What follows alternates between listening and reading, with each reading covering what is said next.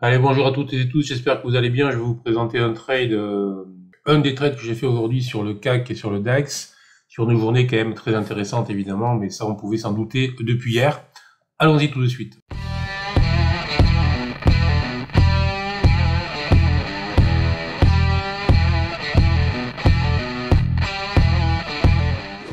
Voyons déjà ce que je racontais ce matin dans le morning. Donc le morning, je vous rappelle, c'est ce que reçoivent les abonnés.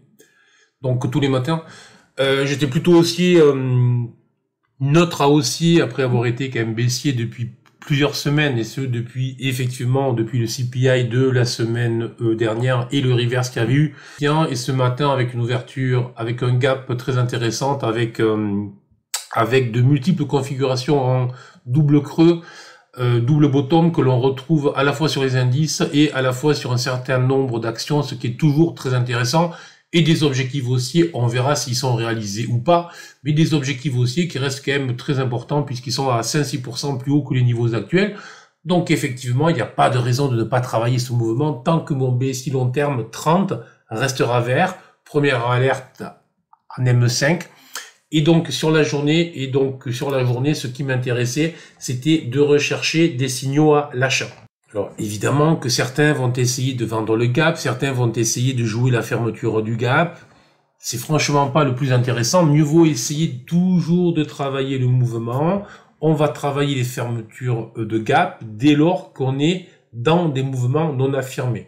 Dès lors que, comme ce matin, on a une convergence multi-unité de temps où tout est vert, mieux vaut essayer de travailler dans le sens du trend, car les probabilités sont avec nous, c'est tout. Alors, des achats oui, mais comme dirait l'autre, plutôt des achats sur repli, bien évidemment, beaucoup plus sécures, et si possible, des achats sur repli avec une stratégie GTAS, et si possible même avec une stratégie GTAS 3.0. Alors évidemment, on avait un niveau extrêmement simple à surveiller, qui était les hauts d'hier, et il y en avait évidemment d'autres, mais c'est celui qui m'a le plus intéressé, puisque si vous avez suivi ce qui s'est produit, on a bien eu ce niveau ils sont venus le chercher. Le nuage s'était refermé. J'avais bien mon BSI court terme, mon BSI moyen terme qui était rouge, mon convergence qui était devenu blanc. Et donc, pour ceux qui connaissent déjà GTS 3.0, évidemment, vous savez ce que l'on attend lorsque nous avons ça. On attend, bien évidemment, une clôture au-dessus du nuage et une validation avec mon BSI court terme et mon BSI moyen terme. Alors, plus simple que ça, si vous connaissez, je suis preneur. Moi, je ne connais pas. Dès lors que j'étais passé sous le nuage vert, dès lors que mon BSI court terme et mon moyen terme étaient rouges, je savais ce que je devais faire.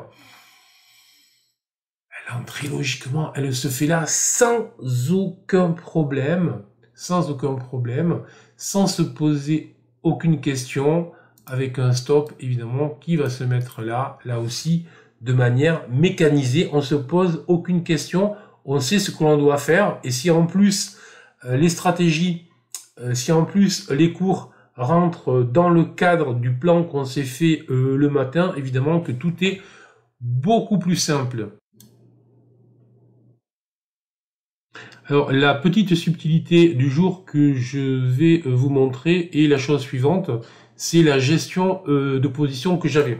Alors, dans ma tête, on était bien sur un marché plutôt haussier, évidemment. Le marché réagissait bien à ce que je voulais.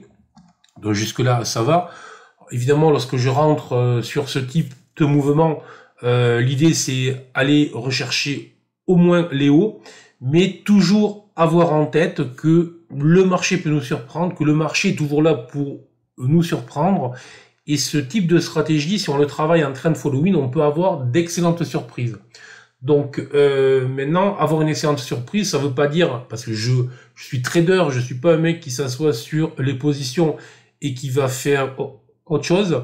Donc il faut quand même que je colle au plus près du marché, et la solution dans ce cas-là, c'est de switcher, de descendre sur une unité de temps plus courte, mais de le faire dans des circonstances très précises, celles que je vais vous montrer là. Donc je passe en fait en M1, Et lorsque je suis en M1, au moment où je suis rentré, j'avais encore le BSI long terme rouge en M1, ce qui n'est absolument pas un souci, parce que je suis rentré non pas en M1, mais en M5. Pour le moment, il n'y a absolument rien à faire, donc je faisais rien. Je vais vous montrer ce qui m'intéresse, voilà. C'est au moment où j'ai le convergence qui revient, en M1 que je commence à m'intéresser réellement à mon M1 pour gérer la position et pour me placer sur le stop suiveur tout simplement. Et donc j'ai géré la position avec le stop suiveur.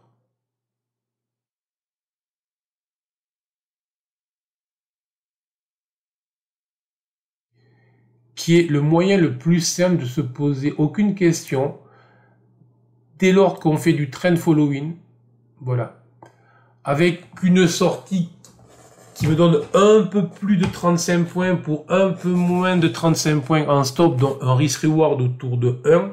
Je suis rentré en plusieurs fois, donc un risk reward de 1 sur un mode intraday scalping, franchement ça me va très très bien. Et surtout, l'idée là, c'est que je n'ai pas eu à me faire de nœud avec la tête pour savoir est-ce que je sortais lorsqu'on a fait le test du haut, est-ce que je vendais, est-ce que je coupais ou est-ce que je plaçais le stop. Je confie ma position à GTAS dès lors que je décide de travailler en trend following. Voilà. Sachant en plus que ce n'est pas le seul trade que j'ai fait sur la journée. Donc effectivement, il faut savoir des fois relâcher des points dès lors que l'on a bien un stop suiveur qui vraiment nous optimise au mieux. Et le moyen de descendre sur l'UT inférieur est un bon moyen vraiment. Alors juste pour vous montrer que la stratégie que l'on a eue là avec le CAC, on a eu exactement la même avec le DAX. Sur le DAX, en plus, on a eu un double croisement et non pas des croisements successifs sur les BSI.